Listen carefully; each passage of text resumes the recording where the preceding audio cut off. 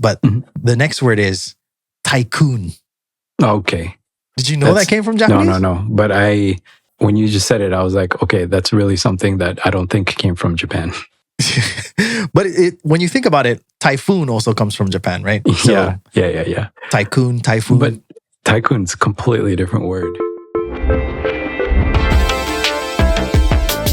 Excuse-me-massen. Welcome to another episode of the Excuse-me-massen podcast. I am your host, Saul, and joining me today is Mr. Mysterious himself, Devin Yoshimoto. What's up, man? Hello.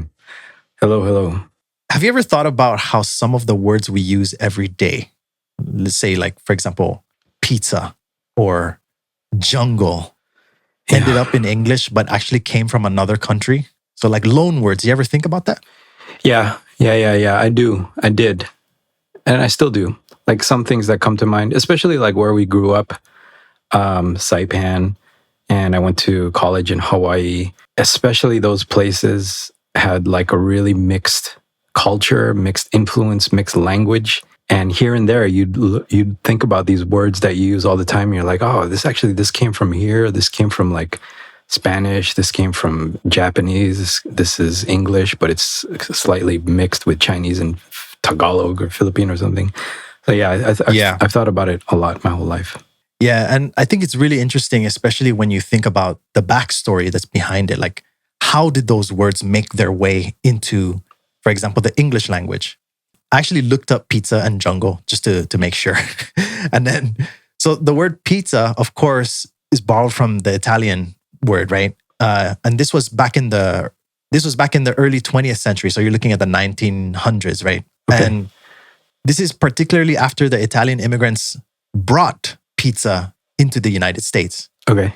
So modern pizza, as we know it, originated in Naples, Italy in the 18th century. So you're talking about the 1700s.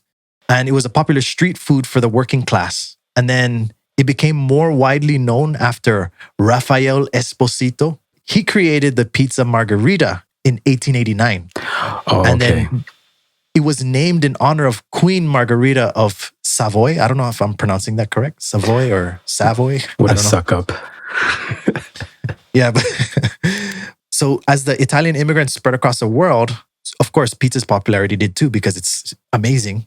And then eventually, like, it just landed itself into the English language. Yeah. But speaking of pizza, dude, like, yeah, when I came to Japan in high school, so I was in Japanese level 3 in high school. Mm-hmm. And then our Japanese teacher brought us to Tokyo. This is back in 2003.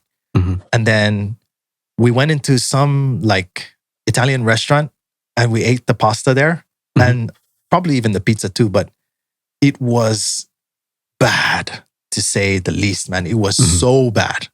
Yeah. So back in like the early 2000s and the late 1900s, sounds like it's so long ago. But back then, yeah, like when food made its way into Japan, it began as really, really bad. But then if you look at Italian food in Japan now, man, it's like among the best. I even see on like social media, like on threads, I'll see people, like Italian people will post like, I hate saying this, but I think Japan's pizza tastes better than Italy's pizza. Yeah. And then of course, all the hate comments will come in after that. But I thought about that and I was like, there's this place in Urayasu. It's an Italian restaurant, but they have one of those Italian brick ovens. Yeah. The legit one. Yeah. And it's pretty affordable. It's like $10 for a personal sized pizza. Yeah. And the ingredients are fresh and really, really high quality. Yeah, it's so good. The pizzas there are really, really good. Yeah. But yeah, I think whatever Japan brings in just ends up becoming better. Yeah, that's the special thing about this particular culture. They emphasize like really focus on details and just get better from there. Like everybody else in the world is like, oh yeah, that's important. But here it's like, yeah, this is very important. And that's how you can take basically anything and improve it. Yeah. Man, whatever they make, they end up making it really good. I mean, here's one story that I heard from a Chinese person, okay? I asked why Chinese tourists come to Japan and buy dollar store products that are made from China or made in China. Okay. And they said 2 words. quality control. The QC in Japan is so extreme. They're so passionate about making sure that every product they deliver functions so that the reputation of their brand grows. Yeah. That even people from the source country can't help but come down and get their products from here. Yeah. Because they could so easily just go to a dollar store in China and get the same exact product. Yeah. But quality control is missing. Yeah, when they were back in China, if you buy something from a Chinese dollar store, this is not me saying this, okay? This is that person that told me this. Mm-hmm. It's hit or miss. Yeah. It's either going to work or it's not, and you're not going to be sure until you actually test it when you get home. Yeah. So the best thing to do to save money is the next time you travel down to Japan, just buy everything in Japan, even though it was made in China. And then the next word, since we were talking about jungle, right? I said pizza and jungle. Yeah. I thought jungle was an English word. The whole time. I never thought it came from anywhere else. I think it is, so I'm surprised to hear what you're going to say. Okay, so here we go then. The word jungle comes from the Hindi word jangal. I'm probably pronouncing that wrong, meaning forest. And it was adopted into English during the British colonial period in India. Oh, wow. So you're talking about the 18th and 19th centuries, right? Mm. And then the term was used by the colonists, the British colonists, to describe the dense, often impenetrable forests of India. Wow. So over time, jungle came to evoke not just the physical landscape, but also the sense of mystery and danger associated with untamed environments. So jungle, it doesn't mean more than forest. But then because they kept using it in India and they got that image of what an Indian forest looks like, that's what stuck. So now the image of jungle is like, Mowgli and Baloo. You know, that makes complete sense now that I think of it. I heard there's an artist, Korean artist named David Cho. He's a Korean guy. He was famous because he painted the walls of the Facebook offices really early, and he got Facebook stock for it. So he became like super rich. And then he said something that was really funny because he divides the Asians into two categories. One are like the Koreans, Chinese, Japanese, he doesn't say white Asians, but he says basically all the Filipinos and Indonesians and whatever down south, they're the jungle Asians. And man, that's stuck in my mind so much because it's so funny. Is he a comedian? No, he's just a crazy artist guy. He talks a lot of but he's like, oh yeah, Filipinos, all them down there, like the jungle Asians. What a racist thing to say. I know, but it was like so funny. Anyways. And there's no jungles, I think, for the most part in China, Japan, or Korea. So, I mean, it's kind of right. We're the ones down south are the ones with the jungle. All right, so let's get into it. So we're talking about loan words, right? And we're talking about loan words from Japan into English in today's episode. And the first word we have today is one that everyone knows, which is sushi. Yep. So let me start by explaining it, like how it made its way. And then if you have anything you want to share, we can share afterwards. Okay. So the word sushi was introduced to English in the late 19th century as a Japanese cuisine, and it became popular internationally. So originally, sushi referred to a method of preserving fish in fermented rice, which later evolved into the dish we know today. And then the earliest form, known as nare-sushi, involved fermenting fish with rice and salt to preserve it. But then back then, the rice was discarded. So they would throw it away. And then over time, people began to eat the rice together with the fish. Mm-hmm.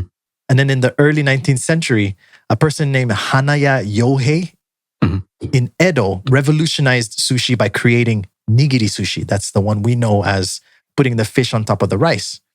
Oh, dude, sushi fact. Salmon, I'm pretty sure most foreigners don't know this, but I saw this on Japanese TV and it made me so scared to eat salmon. Oh, really? But salmon, there's this parasite that lives inside of salmon. Not in every salmon, of course, but it's like this really small white worm that finds its way into the salmon through the salmon's food. And then it hooks or attaches itself to somewhere inside of the salmon. And then it gets caught, right? and then they chop it up into sashimi, and then the humans eat the sashimi. And then if that parasite is in there when they eat it, it'll hook into the human's intestinal wall, and then they'll experience extreme pain until the doctor properly diagnoses that that's what the problem is.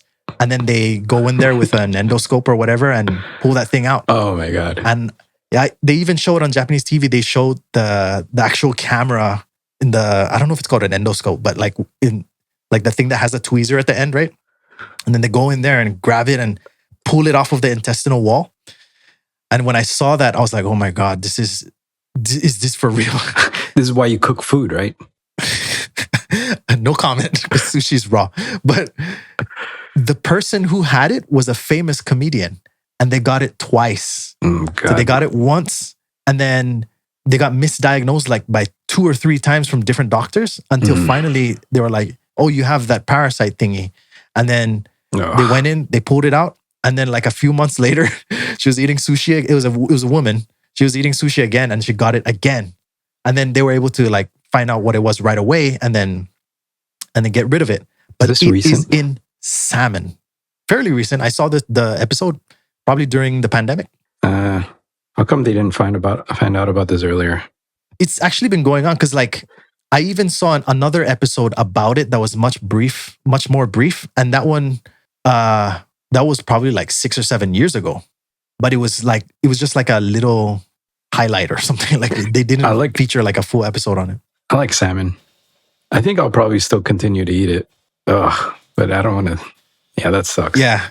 Salmon is actually my favorite sushi. So like it went from being my number 1 to being the one that I only eat like a couple plates. I'll eat like 1 or 2 plates, and everything else will be something else. This next word actually has a pretty interesting backstory. So with the sushi one, I just wanted to say it because everybody knows it. It's like ubiquitous. But this next word is tempura. So when you think of tempura, of course you think of something that's battered and fried. Typically it's going to be like shrimp or squid or some kind of fish with vegetables. And there's a reason for that. So the word tempura entered English language through Portuguese influence in Japan during the 16th century. That's something that's pretty well known to Japanese people. But so those Portuguese missionaries that were coming to Japan during that time, they observed these fasting practices known as ember days, and hopefully I'm pronouncing this okay, but quator tempora, meaning quator meaning 4, right? Mm-hmm. In Spanish, right? Cuatro, yeah. 4. And then tempora meaning time. So 4 times or 4 seasons, for example. And so these were prescribed by the Catholic Church. So if you remember the Catholic faith in, for example, Saipan, we don't practice that. So these fasts required abstaining from meat. So kind of like Lent, right? During which they would eat fried fish or vegetables instead. And they were prepared battered style, the same style that Japanese eventually adapted and perfected. So the term really? So the term tempura referred to these fasting periods. And over time, the word evolved in Japanese to refer to the dish itself, but pronounced tempura. Wow. And so these kind of words that come from another country that find their way into Japanese, they're called gairaigo. So you have this Latin word that finds itself into Japanese, and then you have this Japanese version of that Latin word find its way into English. Back into English. Not back into English, because it was from like Latin. Into English, yeah. Yeah.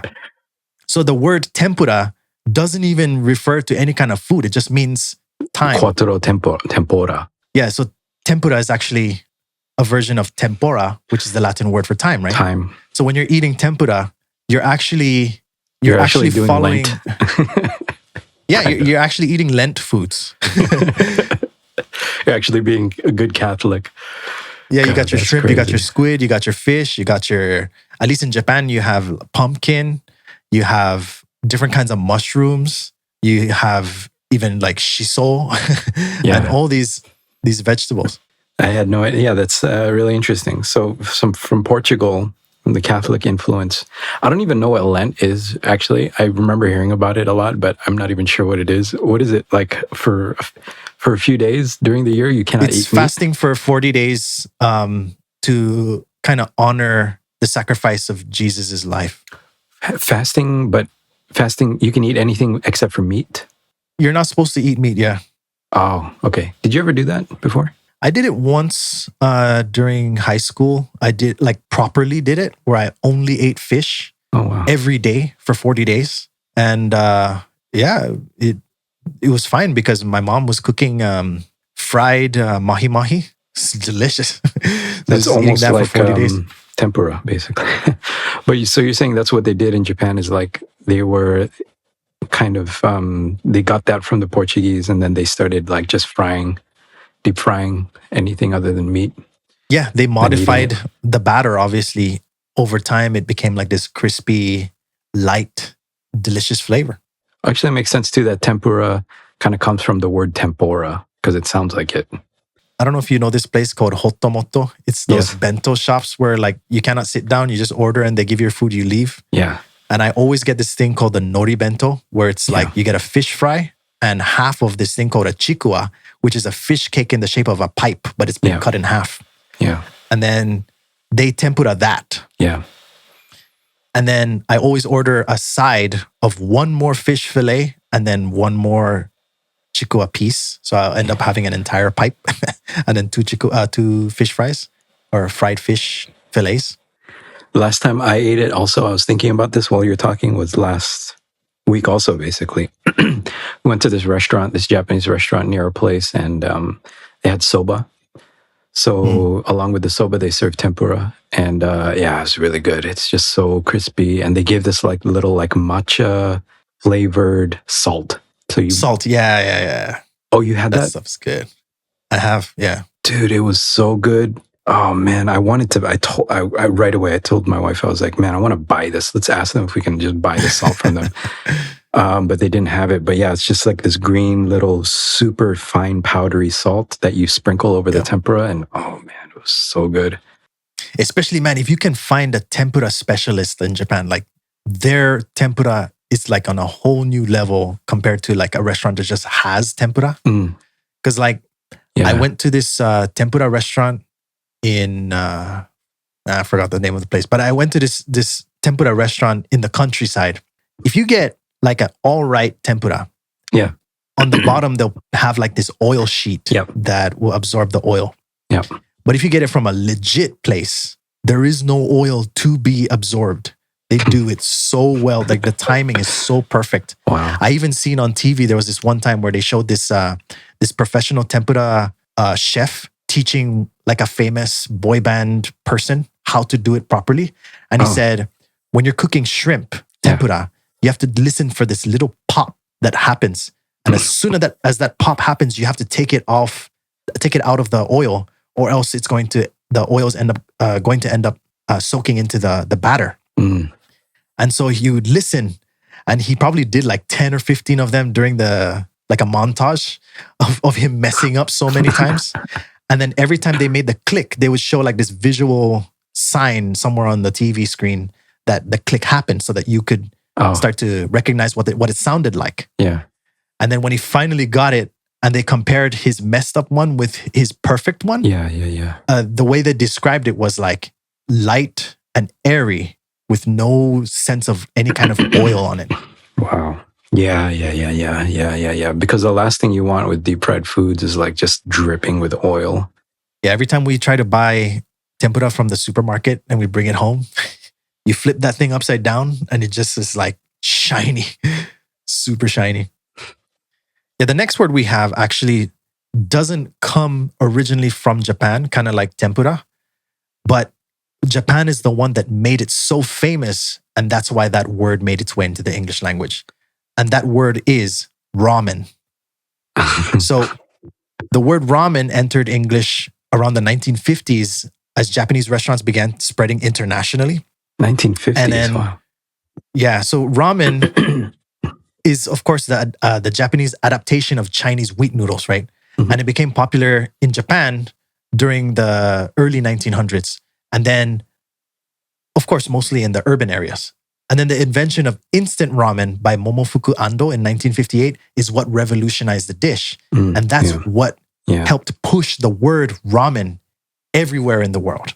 And so now when you think of ramen, you think of what the Japanese people make that's adopted by from China.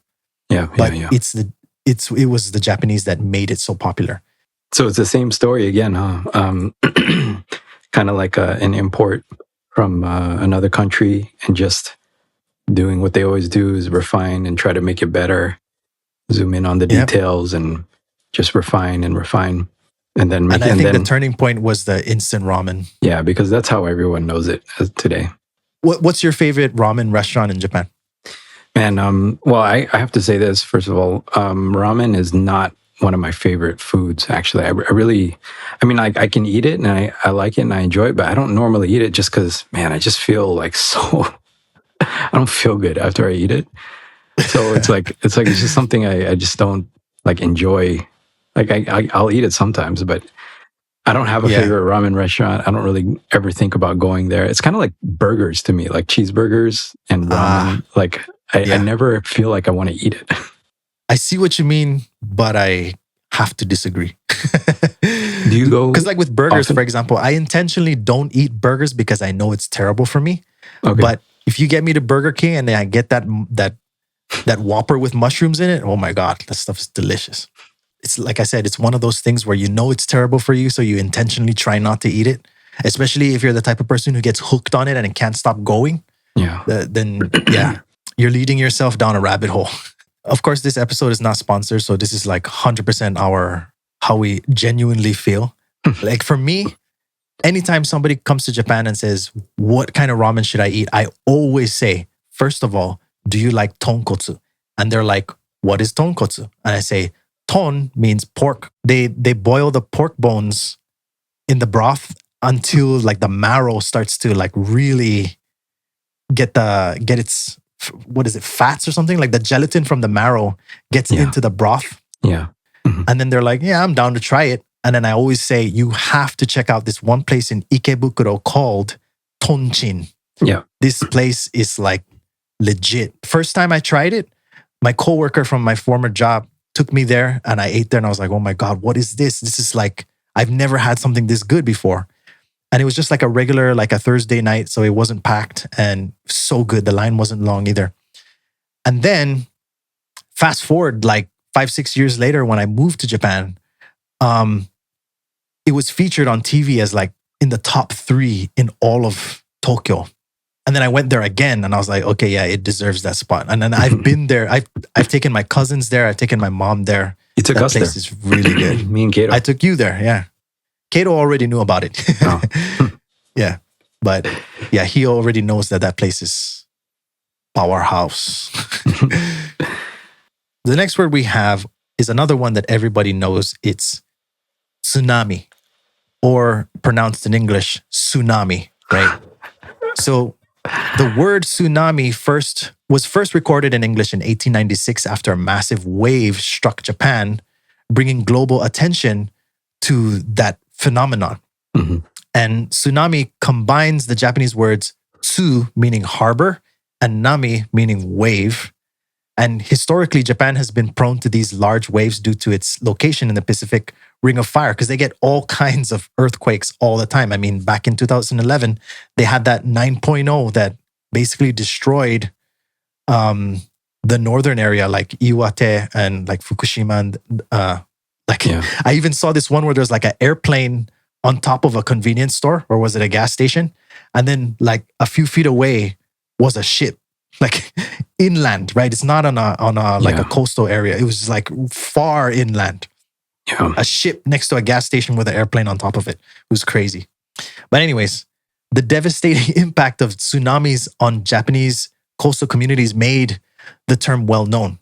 And then it was later adopted into the global lexicon. So especially after like events like the 2004 Indian Ocean tsunami. I don't know if you remember that one. Oh, I do. Yeah. Actually, I was in Hawaii at the time.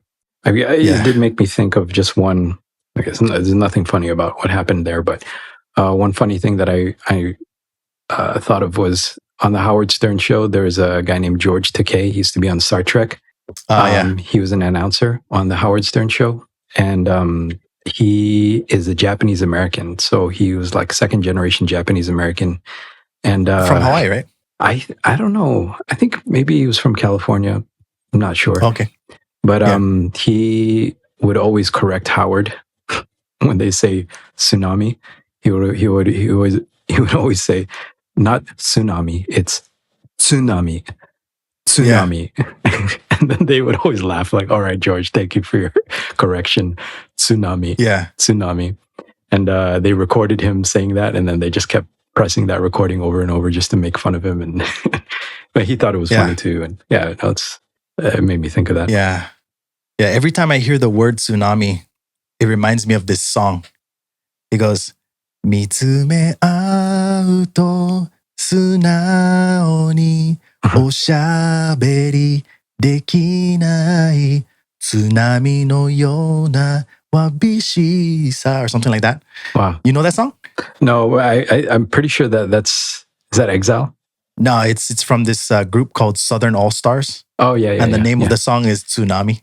Yeah. But every time we used to go to karaoke, somebody would always sing that. And like, by the way, for people listening, if you want to like impress Japanese people at karaoke, sing that song because it's crazy popular. Everybody knows it. Young people, old people, everyone loves that song. Southern All Stars. Yeah. I think those guys are from near the ocean somewhere. I think they're near, what's the name? Chigasaki. I think they're from Chigasaki because one of my dad's friends is from Chigasaki, and he said, oh, some of the guys from Southern All Stars like live here or are from here. Oh. Anyway. Wow. Maybe that's why they have like a chill vibe. Yeah, country people are the best. I think in any country. So the next word actually, like I didn't know came from Japanese, which is why I thought it would be interesting to add to this list. But the next word is tycoon. Okay. Did you know that came from Japanese? No. But when you just said it, I was like, okay, that's really something that I don't think came from Japan. But when you think about it, typhoon also comes from Japan, right? So, yeah. Tycoon, typhoon. But tycoon's a completely different word. Yeah. Okay. So let me explain it then. So the word tycoon comes from the Japanese tycoon, meaning great lord or high commander. Oh, really? And it was originally used to refer to shoguns in Japan, particularly during the Edo period. And it entered English in the mid-19th century when Westerners, particularly Americans, began interacting with Japan following the opening of the country to foreign trade. So over time, the word evolved in English to describe powerful business magnates and industrial leaders, reflecting its original connotation of authority and power. Wow. So that's a Japanese word, huh? Like perfectly, they say the word shogun, and I just think of the TV show Shogun, and I'm like, oh, so that guy's a tycoon. That's crazy. Tycoon. He's a railroad tycoon. And that came from Japan. So if you think of a railroad tycoon, you imagine like the wild, wild west, right? Mm-hmm. And you would never imagine like that being a Japanese word because of what you would visualize when you think of the word railroad tycoon or the term. I've never even heard that Japanese word since even living here in Japan for 10 years, tycoon. Maybe it's like an old word. I'm pretty sure it is. Because like I said, Edo period. Yeah. So the next one is another one that everybody knows. But I added this one because there's a little detail that is not included in the English meaning. So the next word is futon, or as pronounced in Japan, futon. So the word futon was borrowed into English in the 20th century. It was a Japanese style bedding that gained popularity in the West. And so it refers to the Japanese bedding set that consists of the mattress. And as far as I've learned from my wife, it also includes the comforter. So you're talking about the stuff that can easily be folded. I mean, obviously you go to IKEA, they sell futons labeled as futon. So everybody knows what it is. But it's not only that bottom part that is the futon. It's also the other parts because futon is the set. It's not a single piece. Okay. So like one time my wife goes, oh, I need to buy a new futon. And then I'm like, okay. And I'm thinking the bottom part, right? And we go to Nitori, which is the Japanese place that sells everything. It's like not JCPenney. It's like what's a good? It's like a not even Home Depot. Yeah. It's like a Bed Bath and Beyond. Bed Bath and Beyond. There you go. Yeah, so it's like a Bed Bath and Beyond, but the Japanese version. It's called Nitori. And we went there, and she ended up looking at the comforters, and I was like, so are you going to buy the futon after that? And she goes, this is the futon. What are you talking about? And I was like, isn't the futon the bottom part? Yeah. And she goes, no, the futon is everything. But when the average Japanese people refer to the word futon, they tend to be referring to the top part. If it's going to be a single piece. But it actually means the whole thing. Now you're bringing up all these feelings that I have, that I've always been exactly confused in exactly this way. And I've never bothered to resolve this until we're talking about this right now. I'm actually getting annoyed a little bit, because it's like, I don't even know like what the difference is. But the way you're explaining now, okay, I guess that makes sense. I don't know. Like when you're in the US and you think like, oh yeah, I'm going to roll out a futon for you. It's like, okay, you're going to roll out a mattress for me. That's great. You're going to put it on the floor or something. Sounds good. Yeah. But that's wrong according to, just here in Japan, it's the whole set. Yeah. And not even the whole set. It's mostly the blanket, which is what it is in my mind. I don't even know what a duvet is. Yeah. So I got to switch that in my mind. Now I understand. Yeah. And like, I've known the word futon since I was a little kid. And then when I came to Japan in the late 1900s? late 1900s. It was actually 2000. It was in February 2000. All right. And I went with my cousin, and we went to Nagano. And then the host family that we were staying with couldn't speak English, not like a lick of English. Mm-hmm. And the mother was asking us if we wanted to get the futons so that we could lie down because we were really tired. But she pronounced it the Japanese way, which is futon. So she keeps saying futon, futon, futon. And I'm just like, I'm like looking at my cousin, right? We're looking at each other and we're like, what is she talking about? And then finally my cousin goes, oh, you mean futon? And I was like, I couldn't put the two together because the pronunciation is so different. Yeah. Futon, futon. It's like so different. But from there, I knew finally what it actually, like the actual pronunciation, the Japanese pronunciation. Yeah, lost in translation.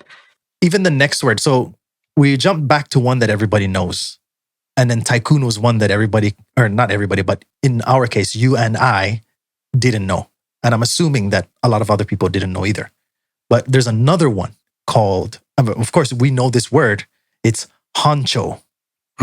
So the word Honcho comes from the Japanese word Hancho, meaning group leader or squad leader. Okay. And it was adopted into English during World War II by American soldiers stationed in Japan. And the term was originally used in a military context, but eventually became part of everyday English, used colloquially to refer to someone in charge. Honcho. So the adoption of Honcho reflects the cultural exchanges between American servicemen and Japanese society during the occupation period, right? Yeah. And then I have the story of like the theory. So there's no like solid story of how it came into the English language, but there is like this theory that somebody wrote about.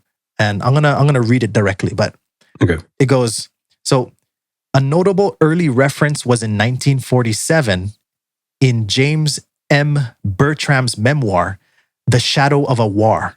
American soldiers such as Army medic Ernest O. Norquist, who was held in Japanese prison camps during the Bataan Death March in the Philippines, frequently used the term Honcho to describe their captors and leaders in the camps. Yeah. By the Korean War, the word was common among troops, referring to both Korean corporals and Soviet pilots. And the term later transitioned into civilian use, gaining popularity in the US during the 1960s, with high-profile figures such as Senator Barry Goldwater referring to his campaign director as the head honcho. There it is. So this is a true story, but they're not really sure if this is how it came about, like how it joined the English language. The only way I ever think of that word is that phrase, head honcho.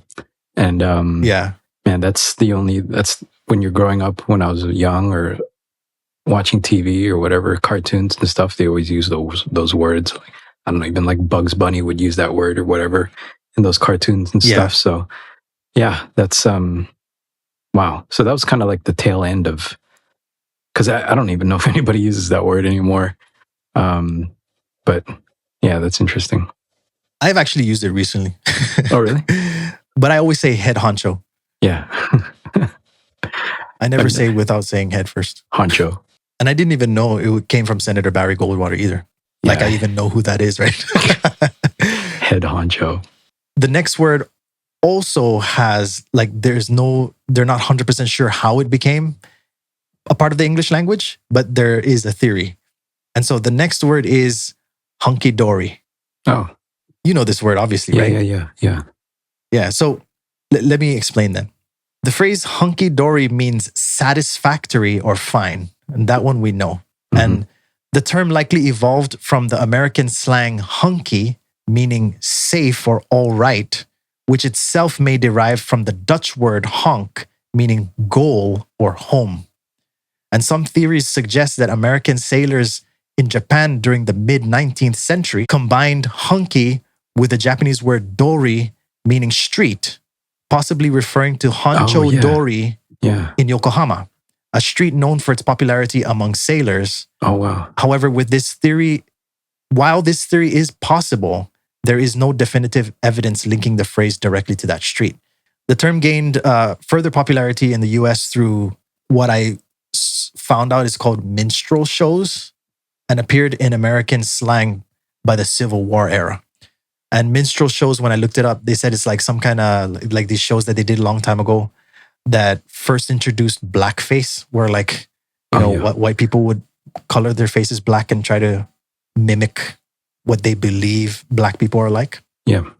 Yeah. So even hunky dory has its roots in the word honcho. Yeah. But because of Honcho Dory, not because of Hancho. Well, I was gonna say like a lot of that stuff a lot of the words crossed over from the war, huh? Like sushi even. Sushi. Yeah. Hunky dory. Honcho. I mean, obviously that would make perfect sense because the interaction between Americans and Japanese was very limited before that. Yeah. I don't even really hear anybody say it these days. I mean, I guess some people would, but such a rare word. I do. Oh, really? I do it. I use it like, especially when I'm talking to people that are older than me because they know it. Yeah. If I use it with people younger than me, they might not know it, so I don't even bother. But if they're older than me, I'm sure they know it, so I'll use it. And I usually use it sarcastically. Yeah. Like I'll say something like, well, why would I pretend like everything's all hunky-dory, Something like that. Yep. So the next word that we have is one that everybody knows. I'm not sure if everybody knows it's from Japan, but it's emoji.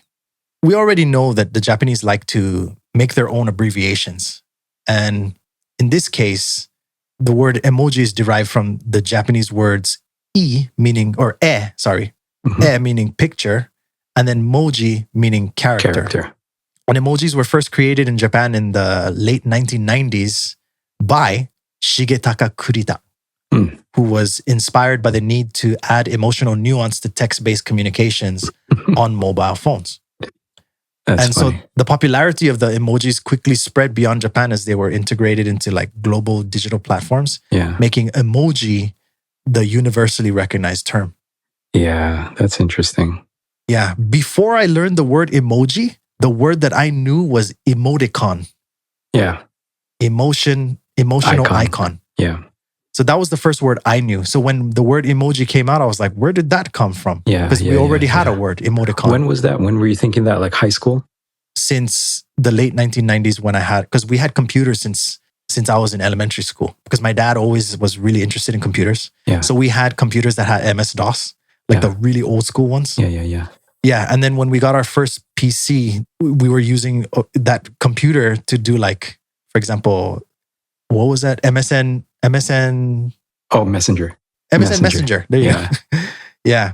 Yeah, because I'm thinking that's around the same time where probably I would have started thinking like, what's the difference between emoticon and emoji? Because I think right around high school, maybe junior high school is when I started hearing those words like emoticon or emoji or anything like that. It's funny to think that it was a Japanese guy to say, hey, we need to put more emotion into our communication. and that no Americans thought about that at all. They're just like typing. Oh, okay. Whatever. Here's the message, and then like, but it's like a Japanese guy's like, wait a minute, I want to be more expressive in my communication. It's like the complete opposite. Oh, because like you would imagine that Americans they show more emotion when they have a conversation with people than Japanese people. But actually, I think that's true. Yeah, because like Japanese, okay, in your mind, you're thinking, oh, a Japanese guy has no emotion whatsoever. He's just trying to communicate the message. And Americans are like, they want to communicate more expressively.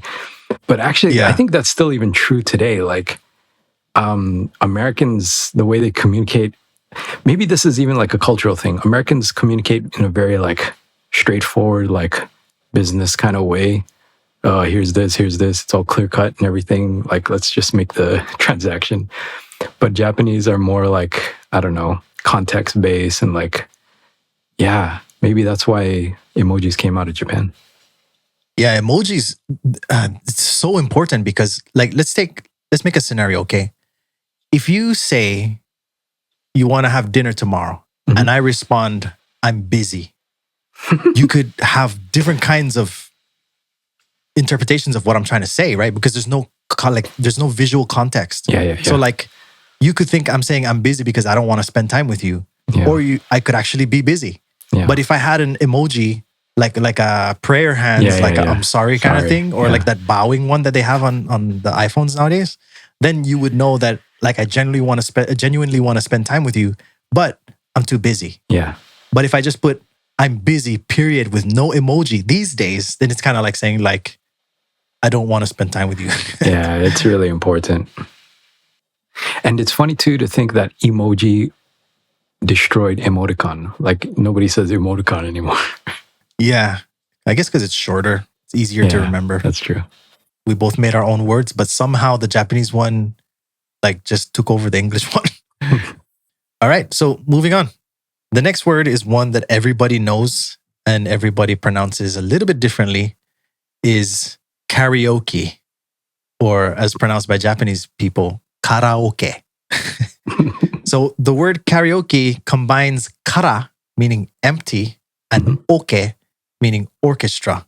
Oh, really? So it's like empty orchestra, and then you can sing along to it. So the term was popularized globally in the 1970s, along with the invention of the karaoke machine by Daisuke Inoue, a Japanese musician. And originally designed to allow people to sing along to instrumental tracks in bars, karaoke became a beloved social activity worldwide. And the word karaoke has since become synonymous with this form of entertainment, reflecting its Japanese origins. And it is pronounced karaoke in the Japanese way.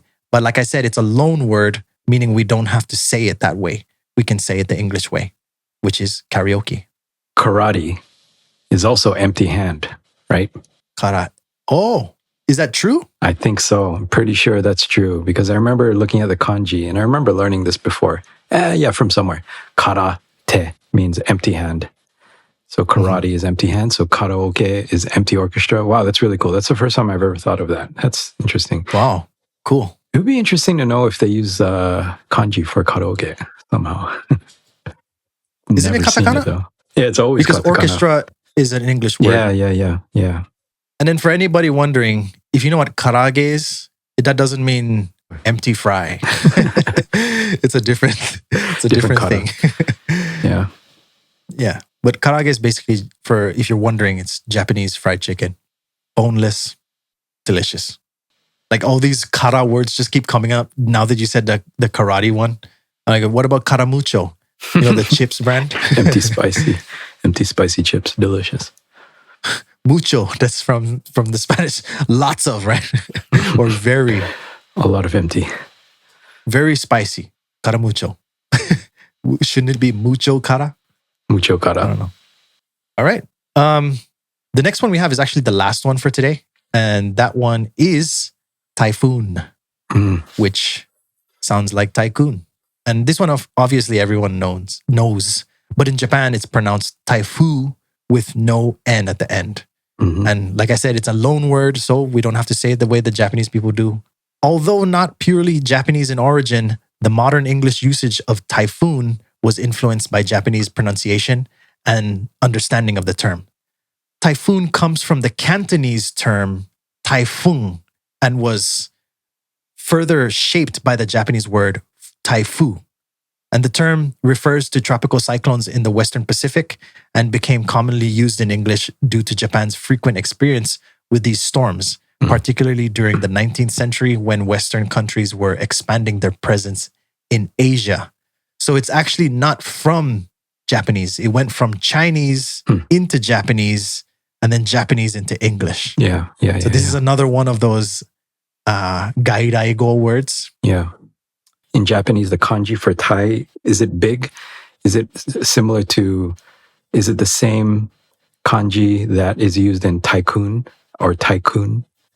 Like big something? I don't know. But your video just got cut off. That's it for today's episode. If you have any questions or any stories you'd like us to share, leave us a comment. Spotify now allows us to respond directly. So yeah, let us know. And until next time, excuse me, Masen, and see you.